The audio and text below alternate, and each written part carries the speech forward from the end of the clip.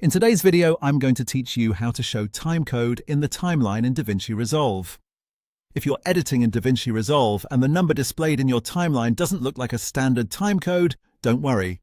This is a very quick setting to change, and once you know where to look, it only takes a few seconds. To begin, go to your timeline. This is the area where your clips are arranged and where you do most of your editing. In the top left corner of the timeline, you'll see a number being displayed. Depending on your current settings, that number may already be shown as timecode, or it may be using a different format. Take a close look at that number. If it is not showing as timecode, the next step is simple. Right-click directly on the displayed number. This will open a small menu with different display options available for the timeline.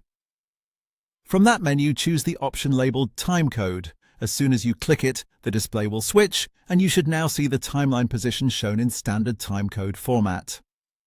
This is useful because timecode makes it much easier to read exact positions in your edit, especially when you're trimming clips, matching edits, or communicating precise points in the timeline.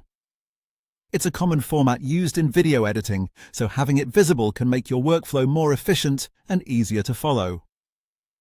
If you don't see the change right away, just make sure you right-clicked on the correct number in the top left of the timeline area, not somewhere else in the interface. The setting is tied specifically to that timeline display, and that's all there is to it. Go to your timeline, find the number in the top left, right-click it if it isn't already showing timecode, and select timecode from the menu. Once you do that, your timeline will display the format you need.